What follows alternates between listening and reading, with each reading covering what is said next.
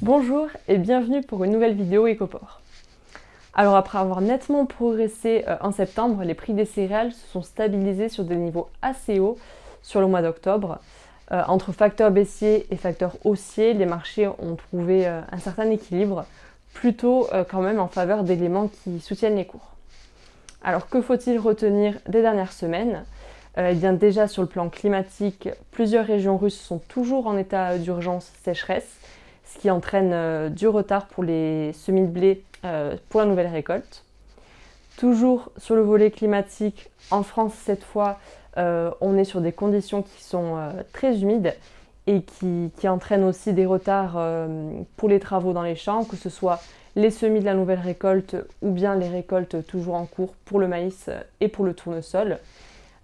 Et donc finalement, ces éléments d'ordre climatique ont apporté du soutien sur les marchés, en particulier sur le marché européen. Le contexte géopolitique continue lui aussi d'apporter du soutien aux matières premières, notamment via les fluctuations du prix du pétrole, qui est très sensible à l'évolution du conflit au Moyen-Orient. Mais si on doit retenir peut-être un seul événement sur ces dernières semaines, eh bien ce serait du côté de la Russie, avec la mise en place potentielle de mesures de régulation des exportations, à la demande de l'Association des exportateurs russes, qui estime qu'à l'heure actuelle, les exportations de céréales russes se font à un rythme trop élevé et surtout à des prix trop bas.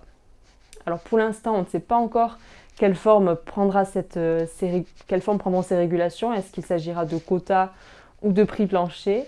Mais dans tous les cas, quelle qu'elle soit, cette régulation entraînera certainement des hausses au niveau des cours des céréales. Le blé Euronext a ainsi progressé de 7 eurotonnes par rapport à septembre pour atteindre en moyenne 227 eurotonnes en octobre. Alors côté maïs, les conditions chaudes et sèches au niveau de la Corn Belt ont beaucoup accéléré la moisson aux États-Unis. Elle devrait d'ailleurs s'achever avec une très belle avance par rapport à la moyenne. La demande internationale pour le maïs américain est très présente et l'activité à l'export américaine est très dynamique, voire exceptionnelle.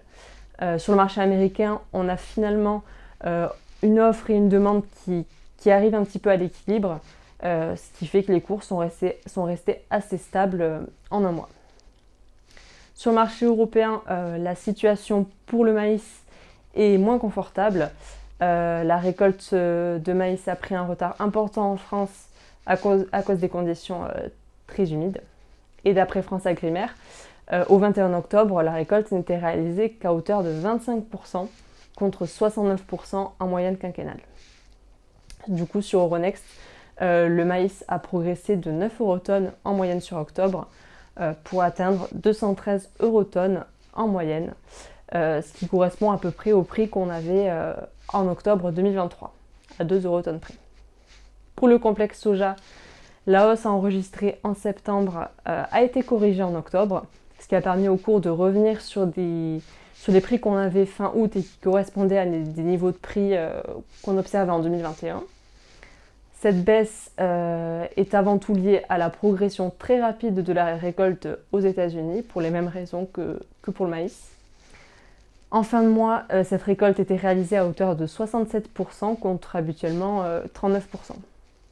Comme pour le maïs, la demande internationale est au rendez-vous, mais face à cette abondance de la récolte américaine et aussi aux très bonnes perspectives pour la récolte brésilienne, pour laquelle les semis sont toujours en cours, eh bien les cours ont reculé sur le marché américain et sur le marché européen.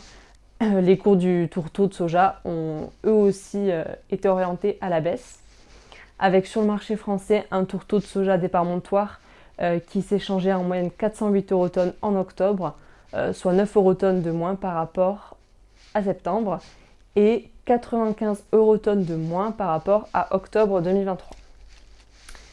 Les cours du colza sont quant à eux restés assez volatiles.